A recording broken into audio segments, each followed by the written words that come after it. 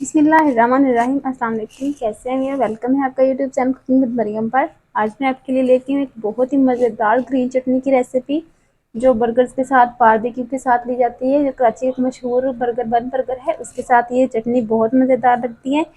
Recipe बनाना करते हैं start. इसमें शामिल होगा पुदीना। ये मेरे पास तकरीबन एक मुट्ठी फ्रेश सब्ज़ पुदीना है, एक मुट्ठी धनिया लिया है, 4 से 5 जवे लहसुन के, ग्रीन मिर्च का पेस्ट है। आप साबुत ग्रीन मिर्च भी काट के इसमें शामिल कर सकते हैं। जो इसमें मसाले जाएंगे, नमक, काला नमक, ज़ीरा, थोड़ी सी कुटी हुई लाल मिर्च और चाट मसाला। इसमें एक टाई पाउडर शामिल होता है जो खट्टा आमचूर पाउडर होता है, लेकिन अगर आपके पास वो नहीं तो आप इसमें चाट मसाला भी डाल सकते हैं। सबसे पहले हम अपने जूसर में शामिल करेंगे अपना धनिया, पुदीना और लहसुन।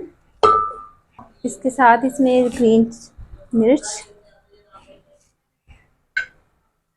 अब इसमें हम शामिल कर देंगे अपना इमली का पेस्ट। ये इमली थी मेरे पास तकरीबन हाफ कप था। इसको मैंने तकरीबन 1 घंटा पहले भिगो दिया था और इसको गुठलियाँ अलग कर ली और इसका पेस्ट अलग कर लिया है।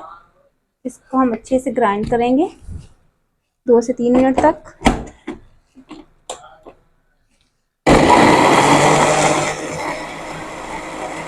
दो से 3 मिनट हमने ग्राइंड किया है। देखिए कितना प्यारा हमारा ये पेस्ट बन के तैयार हो गया है। बहुत ही मज़ेदार ये चटनी है। ये हाजमे के लिए भी बहुत अच्छी है। बारबेक्यू के साथ आप इसे ज़रूर ट्राई कीजिएगा। ये ग्रिल फिश के साथ भी ये बहुत स्पेशल लगती है, बहुत मज़ेदार लगती है। देखिए कितना प्यारा पेस्ट हमारा ये तैयार हो गया। अब इसमें हम अपने मसाले शामिल करेंगे, अच्छे से मिक्स करेंगे।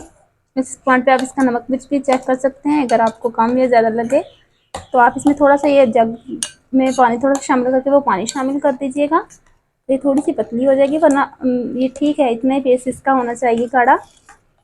और नमक आप कम ज़्यादा हो तो आप डाल सकते हैं। बहुत मज़ेदार हमारी चटनी बन के तैयार हो गई है। उम्मीद है आपको हमारी ये वीडियो अच्छी लगेगी। वीडियो अच्छी लगे तो इसे लाइक कीजिएगा, शेयर कीजिएगा और हमारे चैनल कुकिंग विद मरियम को ज़रूर सब्सक्राइब कीजिएगा ताकि इस तरह की मज़ेदार वीडियो आपको देखने को मिले। मिलते हैं एक नई रेसिपी में, तब तक हमें इजाज़त दीजिए। अल्लाह हाफिज़।